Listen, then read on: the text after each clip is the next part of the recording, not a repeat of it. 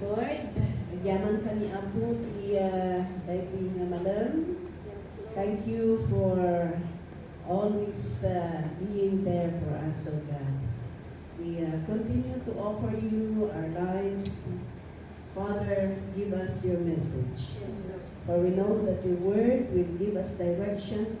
It will give us guidance, Lord, which way to follow in our walk with you. Father, thank you.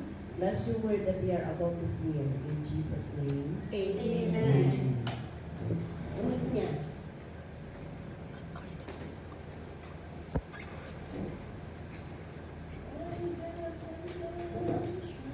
Praise, praise. Ichay mo. Naka-direct nila? I-direct yun ang nila ka medyo medyo nakapsukti sound yung ulan. Praise, praise. Hallelujah. Okay, so this time, let us open our Bible.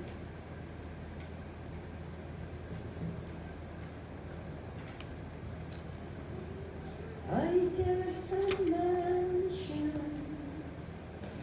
the sober that being time. Let's open our Bible in Luke chapter 17. Luke chapter 17, starting verse 12. Okay. As he was going into a village, this is the time of Jesus. Ano? Alam natin na yung time ni Jesus ay iba't ibang lugar siya pumupunta to share the word of the Lord. And we know that many people, maraming mga tao na sumusunod sa Kanya. At ayan, ang Kanyang mission is to preach the word of God and that the Father has given Him to do and heal the sick. Yan po ang mga trabaho ng Panginoon nung siya po ay nandito sa mundo. And as he was going into the village, sabi niya dito, 10 men who had leprosy met him. They stood at a distance and called out in a loud voice, Jesus, Master, have pity on us. When he saw them, he said, Go, show yourselves to the priests. And as they went, they were cleansed. One of them, when he saw he was healed, came back, praising God in a loud voice. He threw himself at Jesus' feet and thanked him, and he was a Samaritan. Jesus asked, Were not all 10 cleansed? Where are the other 9? Was no one found to return and give praise to God except this foreigner? Then he said to him, Rise and go, your faith has made you well. Hallelujah. Ito po ang papag-aralan natin dito. Okay, so makita natin dito na, sige, i-plus mo ulit yung verse 12, ano? Starting natin. Okay, so nung lumalakad ang ating Panginoon, sabi niya, 10 men who had leprosy met him. Alam niyo ang leprosy, okay? Ito ang maganda na ngayon, may gamot ang leprosy. Yeah? May na-discover na gamot. Pero noon, wala. Ang sakit na ito ay affect niya yung mga nerves, mga skin, mga respiratory tract. And this is, ito po ang sakit na, itong leprosy na ito ang pinaka-high contagious na sakit. Transferable na. Transferable itong sakit na ito. So, the word leper, nasabi dito, ay, the word leper also came to be used more generally to mean an outcast.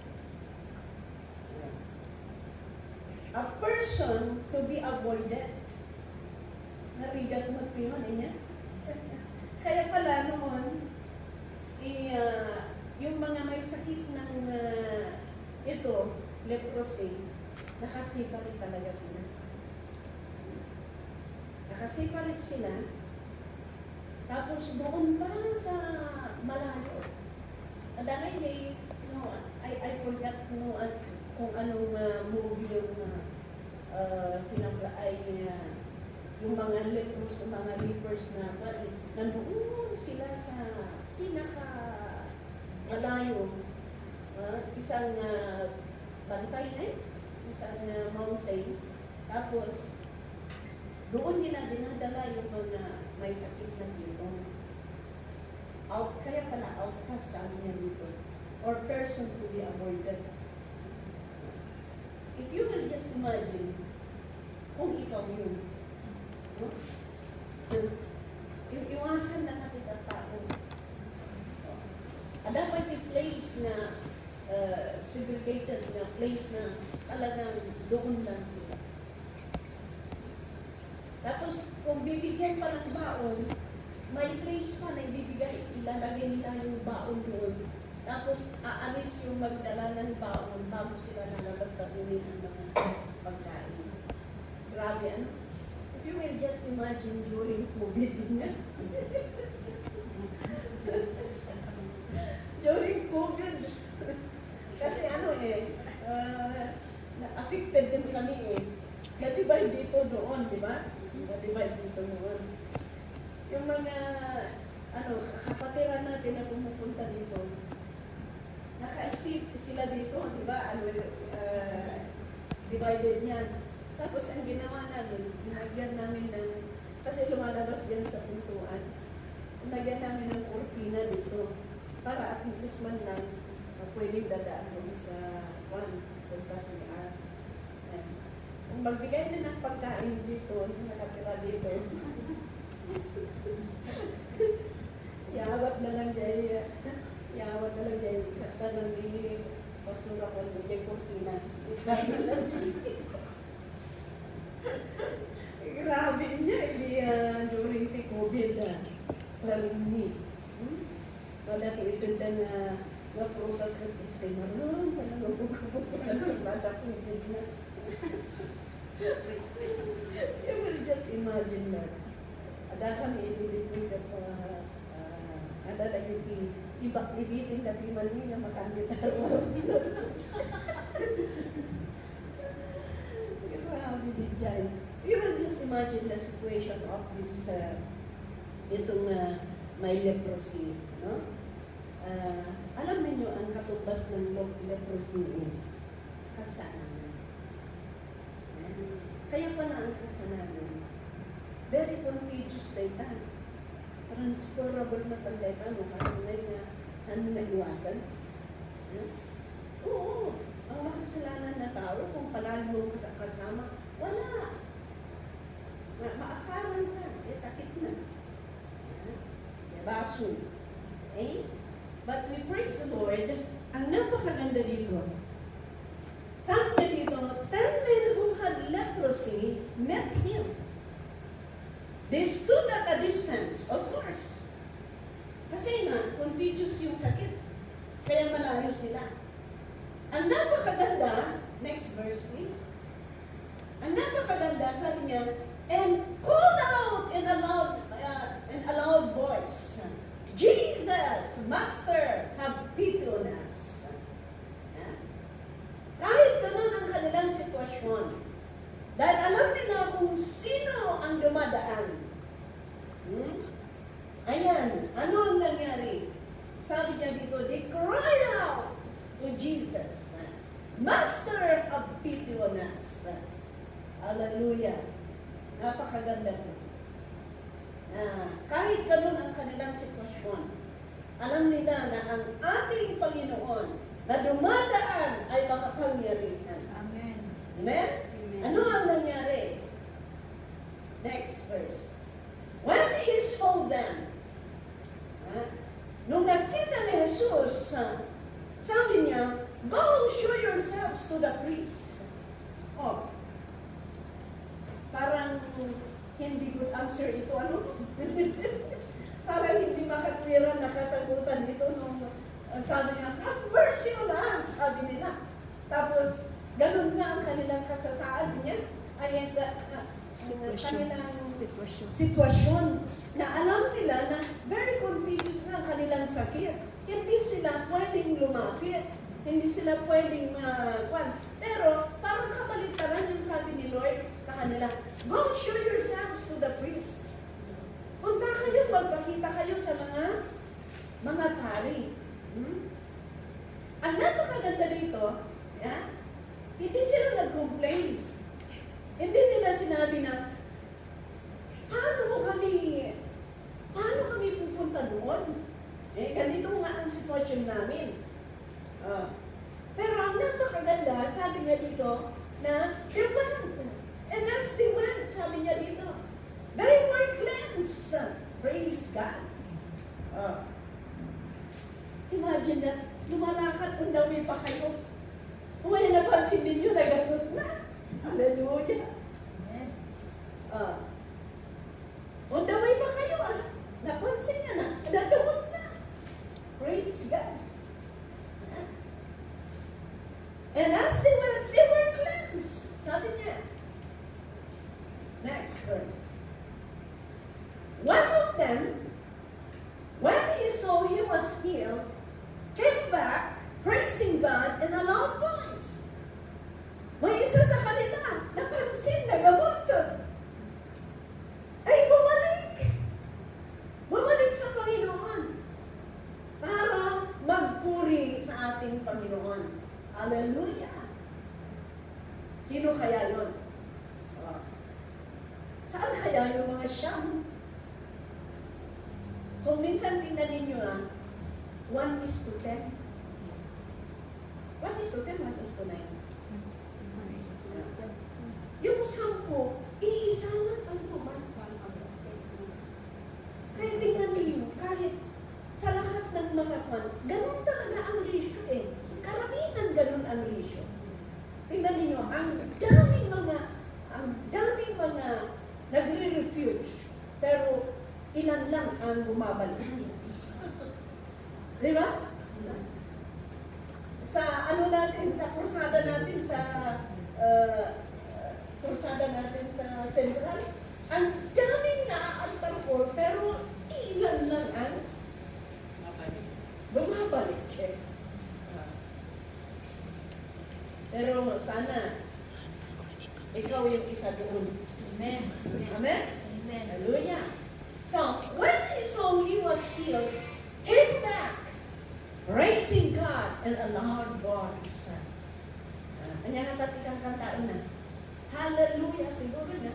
Hallelujah, hallelujah. Hallelujah, hallelujah. Oh, praise the Lord. Next verse, please. He threw himself at Jesus' feet and thanked him, and he Samaritan. Ang galing naman ito mga taga-Samaritan, ano? Tingnan ninyo ang bida sa Bible. Yeah? Samaritan. Yung nandun na naman sa well na inano ni Jesus. Samaritan ang uli. Yung nag-ano na naman sa mga sinugatan mga tulisan. Samaritan uli ang tumulong. Praise the Lord. Ang taga-Samaritan. Hallelujah. Kaya napakaganda po na magiging Samaritan din tayo. That's the reason why we cannot get away from our refuge. We cannot get away from our refuge, our prison ministry. Yeah? Dahil yan ang isa sa mga specific na ministry ng minensyon ng Panginoon sa Bible. Yeah? Yeah. So noong ginawa niya, ayan, he threw himself at Jesus' feet. Pagdating sa kaanan ni Jesus, nakalapit na sa Panginoon. Yeah. Anong ginawa niya? Kneel down and praise God. Give thanks to the Lord. And he was a Samaritan. Praise God. Next verse. Jesus asked, were not all 10 cleansed? Where are the other 9? Oh, makita pala natin dito. Makita pala natin dito na hinahanap ang Panginoon actually. Hinahanap ang Panginoon ang kanyang ginagawa. Hinahanap ng Panginoon ang kanyang tinutulungan. Hinahanap ang Panginoon ang kanyang iniligtas. Amen. Why? Because even just one soul, napaka-importante sa harapan ng ating Panginoon. Amen. Kaya sabi ni Jesus, we're not all them cleansed. Di ba siya saan yung saan yung siya? Di ba saan po ang ginamot ko? Kaya kung lumalayo ka sa Panginoon, hinahanap ka ni Lord. Nahanap ka ni Lord. Sabi ni Lord, hindi kita tatantaman. Ang ganda yung programa ni Enriquez. Maghanda kayo, hindi kayo tatantaman. Ganun pala ang Panginoon. Kaya napakabuti mo ang ating Diyos. Sabi niya, where are the other 9? Kaya kung lumayo ka sa Panginoon, where are you? Balik ka na. Tinatawag ka ni Lord. Kayong mga nanonood dyan. Kung lumayo kayo kay Lord, where are you? Hinahanap ka ni Lord. God will never stop and seeking you until you come back to Him.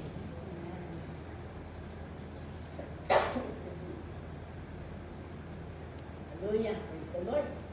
And the next verse, anong sabi sa last? Was no one found to return and give praise to God except this foreigner? Ayan pala, tingnan niyo. Hinahanap ng Panginoon. Isa pa ng reason why God saved us, why God healed us, why God saved us. Gusto pala ng Panginoon na para mayroong magpuri sa Kanya. Amen. Tingnan ninyo, sabi niya, was no one found to return and give praise to God except this foreigner? Nagyaman tayo na foreigner tayo nito, ano tayo magdalaw kanya po Diyos. Amen. We praise the Lord because even though we are foreigner, but we love to seek to come and praise the Lord. And ganito ay kwarta na papanununan tayo. But we value, that's why we are here in the house of God to praise Him. Amen? And that is what the Lord is looking for. Why He saved us, why He healed us, why He forgive us. Yan ang hinahanap ni Lord para may magpuri sa Kanya. Hallelujah! At sana po magiging Samaritan din tayo.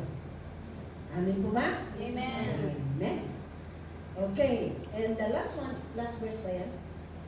Then he said to him, "Rise and go. Your faith had made you well." Yeah.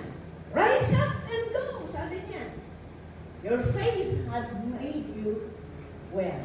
Kaya yung pananampalataya natin, napaka-importante yan. Yeah? Tumakdang ka katingkan, tipamatin inagasan lahat. Kaya napaka-importante ang pananampalataya natin sa ating Panginoon. Okay, let us see what are the lessons or the pointers that we can learn from here, from this text na ito, aside from what I've mentioned while back. Okay? Number one, makita natin dito that God listened to those who call out to Him. Kung sino ang tumawag sa Kanya, makikinig ang Panginoon. Kung sino ang lumapit sa Kanya, makikinig ang Panginoon. Kung sino ang talagang lumapit sa Panginoon, hindi at hindi katalikuran ng ating Panginoon. Amen. Kahit sino ka man, itong lumapit sa Kanya, they are lepers.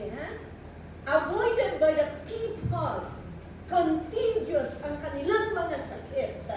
Pero makita natin dito, when they call out to Jesus, hindi po tinalikuran ng ating Panginoon. Ganon din sa bawat isa sa atin. Ano man ang problema mo, ano man ang sitwasyon mo, ano man ang kabigatan mo, if you call out to Jesus, God will listen to you. Because that is what the Word of God says, that Jesus is the same yesterday, today, and forever. If God did it before, God can do it also today. Amen. Amen? Basta alam natin na lumapit sa Kanya. Again, number 2.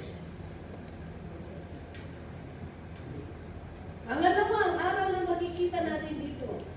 Obedience brings healing. Amen. Kung mag-obey tayo sa Panginoon, tingnan ninyo ito Sabi niya, you go and show yourself to the priest. Ang hinihiling nila, Lord Jesus, help us. Because we are sick. Help us, Lord. Pero sabi ni Lord, you go and show yourself to the priest.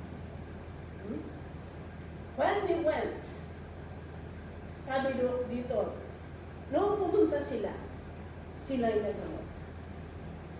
Ano kaya ang nangyari sa tingin ninyo kung nag-complain sila at hindi sila pumunta? Hindi sila nag-correct. Do you think that they were healed? No. No, kunada kastoy lang garo lang ti kasasaan din. Ada lang garo ti sakit din. Kaya dapat na tama umasidan kami kadakwada. Agasan na kami, apay may baon na kami. Kung minsan, hindi natin nauunawaan ang plano ng Panginoon. But ang napakagandang gawin natin, kung ano ang sinabi niya sa kanyang salita, just obey, and just obey. Kung minsan hindi natin nauunawaan. But as long as God said from His Word, then we obey and God will work. Amen po ba? Amen. Yan. Kung minsan hindi natin nauunawaan ang mga pangyayari, pero sige lang, basta mag-obey tayo. Alam naman ni Lord ang ginagawa niya, di ba? Amen. Mas alam niya ang kanyang ginagawa kaysa pagkaalam natin sa ating hinaharap. Yan. Yan. So, ano ang resulta ang kanilang pag-obey sa command ng Panginoon? Okay? They came back to Jesus. Hallelujah. Napakaganda. They came back. Kaya sabi ko kanina, Huwag ninyong patigasin ang mga ulo ninyo. Kung alam natin na tinatawag tayo ng Panginoon, kung alam natin na nangungusap ng Panginoon na tayo dapat mag-obey sa Kanyang salita, sige lang, come to Him. Let us follow. Amen? Let us obey the Word of God. Okay? Kaya napakaganda po at sila po ay doon sa verse 15, anong sabi doon sa verse 15? One of them, when he saw me was healed, came back praising God in a loud voice. Sana ikaw yun, isa. Amen. Amen. Sana ikaw yun. Napakinggan mo ang tinig ng ating Panginoon. Nung ikaw ay ginamot ng Panginoon, nung ikaw ay niligtas ng Panginoon, nung ikaw ay pinatawad ng Panginoon, ikaw ay bumalik sa Kanya. Naganong makalsa. Ang daming mga pangyayari kahit sa refuge lang natin. Kung minsan pa kung sino ba ang grabing natulungan?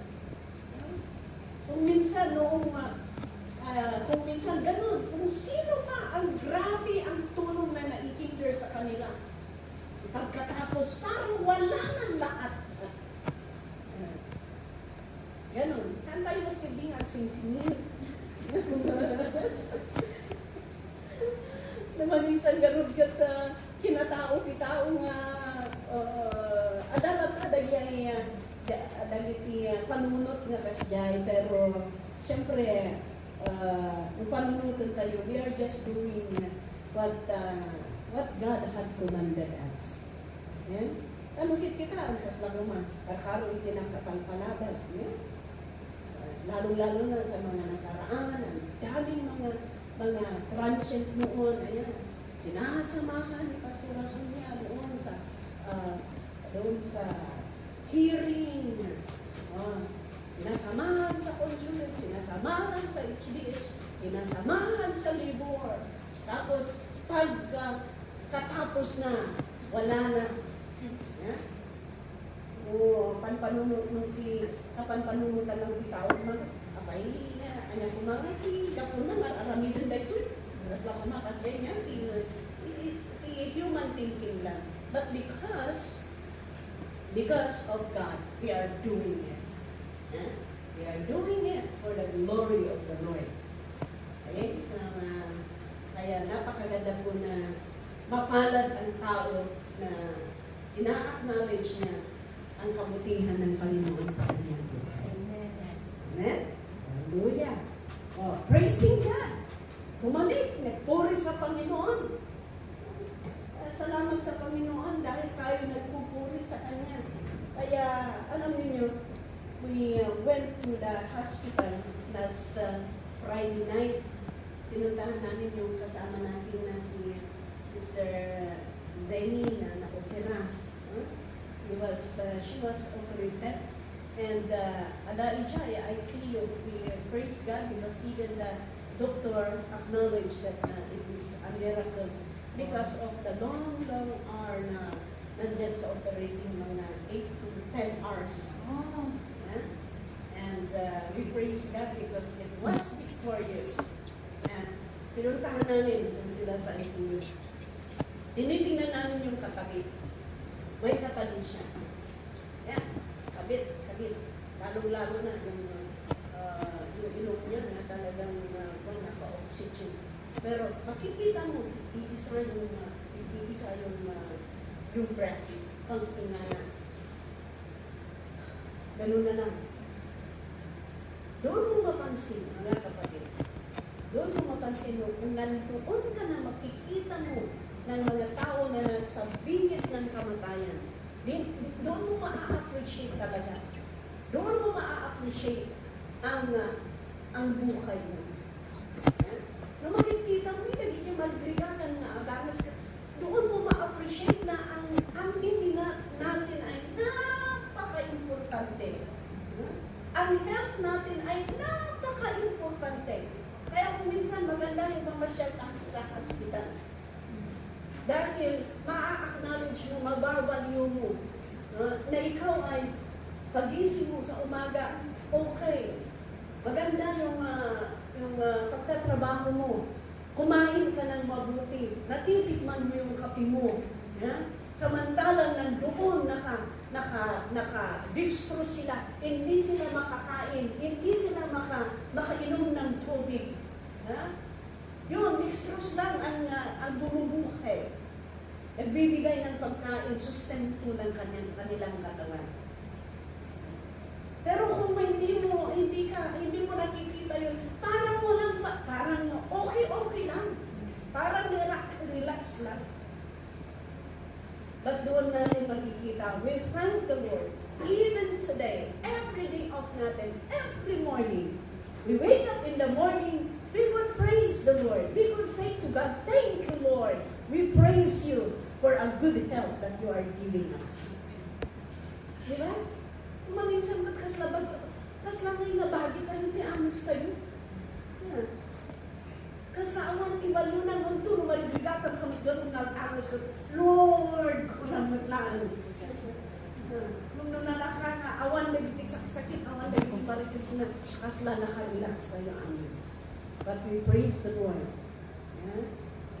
Because, ayan, day by day, God is sustaining us. Amen? Day by day, God is sustaining us. Kaya nga, I always memorize yung sabi ni Lord doon sa Psalm chapter 3 verse 5. Na-memorize din nyo yan? Memorize din nyo yan. Malaking bagay na nakakatulong sa inyo. Nakakatulong sa inyo. Sabi doon, I lie down and sleep. I wake again because the Lord sustains me. Without God's sustenance, wala. Hindi tayo makabangon. Sapay ko mata nabiyag iman ni Jai. Narigat man kami na mapankan. Kunang na, basta, kita narigat man kami na mapankan. Kararagan tayo. Hanod kami na Pilipino. Baka pa yung nalpas na may kararagan na inalan ni ang Diyos di angas na baka na tayo balik. So nagrigat basta mapankat at mapano ikararan. Lukas lang kung may Pilipinas na mabali mo kaya ito ikararagan tayo. At at the moment ka, bisita ko ng Bagya Pilipinas, may kararagan daanin ta, kaya tawag ang amin. So ano man minsan, agbayang ka diya ang hospital ta, may salang yan kung anong mapan ikararagan ka, kaya mo diyan kaabay na. We praise the Lord because this one person, nung na-acknowledge niya na siya po ay nagamot, ay bumalik para magpuri sa ating Panginoon. And he knelt down, he threw himself and praised God. Ibig sabihin, there is a total surrender. There is a total surrender. Sa ating Panginoon. Kaya yan ang gusto ng Panginoon. Total surrender sa Kanya. Sa lahat ng bagay, kahit tayo dito sa huko, ang napakaganda, surrender na lang natin sa Panginoon ang lahat-lahat. Kayo mga nagpoproblemahan sa mga amo ninyo, just surrender to the Lord. Kayo naghahanap ng amo, Lord, ikaw pa rin ang bahala. Continue to serve God. Continue to obey the Lord. Because God knows what He is doing for His people. And total surrender is needed. Para talaga ma-render natin ang buhay natin, ang pagpupuri natin sa Panginoon, there must be a total surrender. Okay? Okay. So, ano pa, nakikita natin dito, there is freedom in obeying God's command. There is freedom. Mas set free tayo sa any bondage. We will be set free from any wiles of the evil one. We will be set free from sickness. We will be set free from lepers, leprosy. or sin. Yan ang katumbas yun, mga kaibigan. Kaya sana po, pero tingnan natin maraming ayaw bumalik sa ating Panginoon. Yan. Kaya huwag kayong magtataka. Huwag kayong magtataka. Tingnan ninyo kita nyo lang ito niya. Oray mo iti first, for example, the first na Bible study, ano ti invites, may, yeah? Buddha ti invites. But, huwag ninyong expect yan. Okay? Dahil, maraming lalapit. Pero, after that, ayaw babalik. Oray mo ito church. Diba? Aditong umay. Dito yung kasabamang tigibin. Kalinan. Kung mapakinggan nila ang thanks and offering, wala na. Hindi na sila babalik.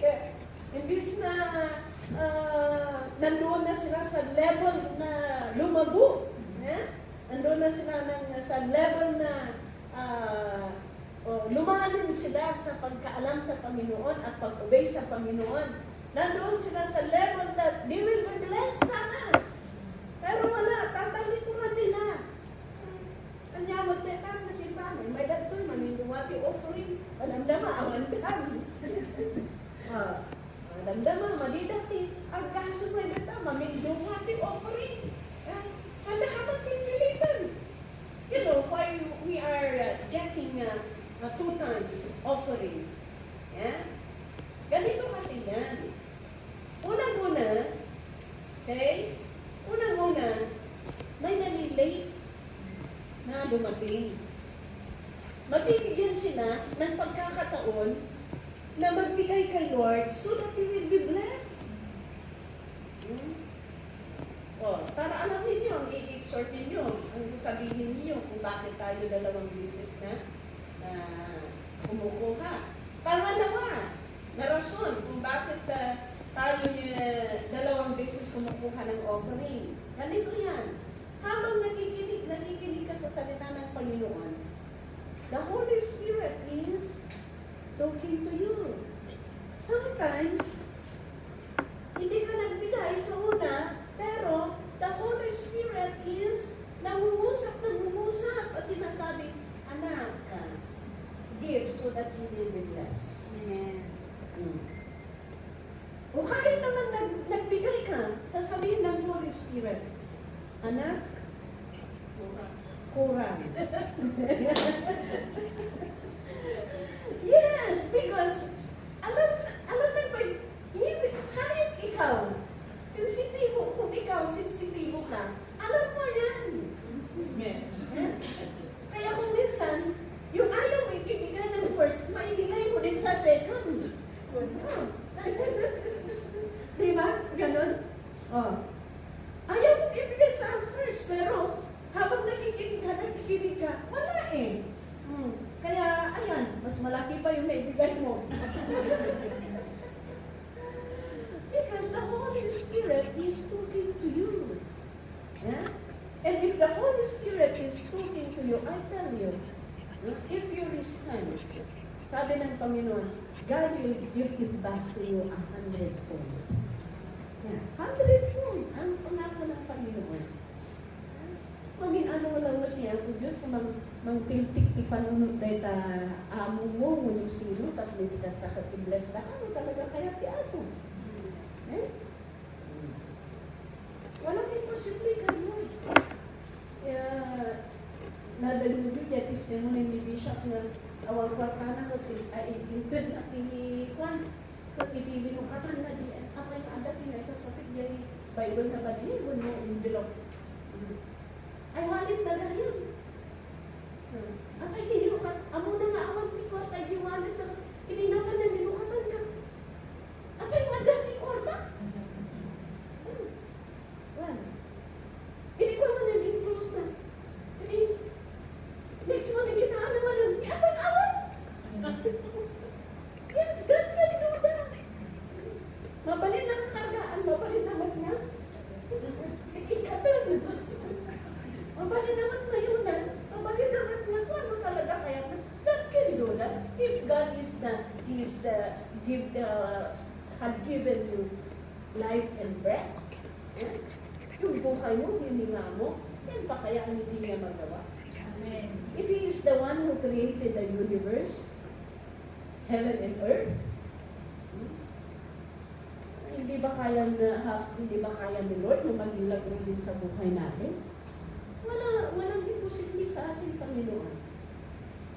Kaya napakaganda na ang gagawin natin, we just obey Him.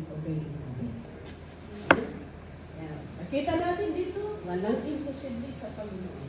Kung ang mga taong ito na grabe ang kanilang sitwasyon, they are cast away from the community, they are cast away from the society. Yeah? But God had healed them. God can do it also in Japan.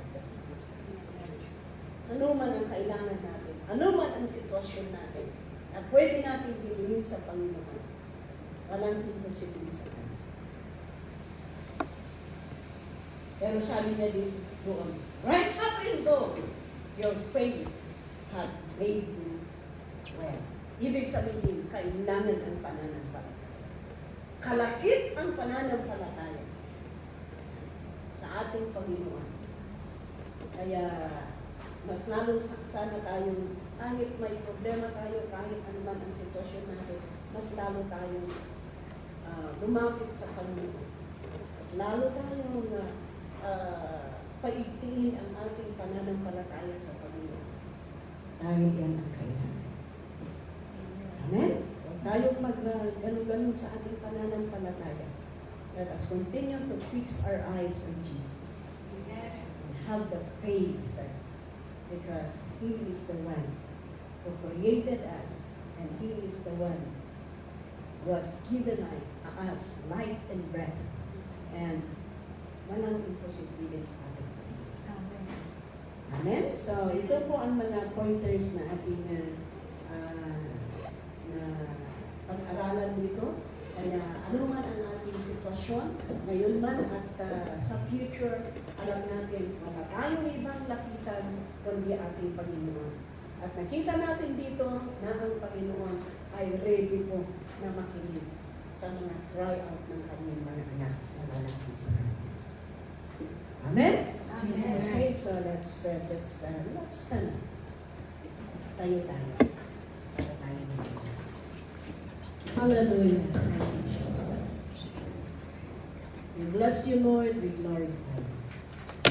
Sa lahat, kahit sa mga nanonood sa ating online, napakinggan natin ang mensahe ng Panginoon, napakinggan natin kung ano ang ginawa ng Panginoon sa mga 10 lepers na ito. Siya ay gumawa ng himala sa kanilang buhay. Ang Panginoon pwede din gagawa ng himala sa buhay ng bawat isa. Kaya sa oras na ito, mga kaibigan, ano man ang sitwasyon mo, ano man ang problema mo, ano man ang kabigatan mo sa araw na ito, sa sitwasyon mo, sa afternoon na ito, the Lord is here. The Lord can do miracle. The Lord can listen to you if you will just cry out to Him and have that faith that God will do it for you. Hallelujah. Thank you, Jesus. Father God in heaven, look down upon your people this very moment, Lord. Even those who are joining us online. Father, thank you for your word. Nang salita mo, Panginoon, ito po ang aming sandigan, ito po ang aming salamin. Yes. At alam po namin, Panginoon, na ikaw ay the same yesterday, today, and forever. Yes. Kung kumilos ka, kung gumawa ka ng himala sa buhay ng mga may sakit na ito, Panginoon, pwede kang gagawa din ng himala sa buhay ng iyong mga anak. Ano man ang kanilang mga problema, ano man ang kanilang sitwasyon. Lord, you can do something. You can do miracle. You can touch them even right now. You can meet their needs, oh God. You can heal them, Lord. You can restore them, oh God. You can deliver them, Lord. You can meet every needs, Lord God. You can change the negative into positive in the name of Jesus. Those who believe in you, Lord. Hallelujah. Salamat, Panginoon. Dahil nakilala ka namin na ikaw ang tunay na Diyos na pwede naming malapitan anuman ang kabigatan at anumang problema sa buhay namin. Patatagin mo ang aming pananampalataya para hindi po kami mag-aalinlangan. Bagkus kami po, Panginoon, ay mas lalong lalapit at kakapit sa iyo. At alam po namin, Panginoon, na ikaw ang kikilos sa buhay ng bawat isa sa amin. Father, thank you, Lord, for we know that your word is true, God. And we know that you will never fail your word, that you are going to accomplish to your people who really believe in you. Father, thank you. Bless now your people. Inculcate your word in our hearts, O God, so that whatever situation that we are encountering in life, Lord, we remember your word that will give us strength and continue to look up unto you. Father, thank you, Lord. Bless now your people. Bless each and everyone. In Jesus' name. Amen. God bless you. Balik ko po sa isa.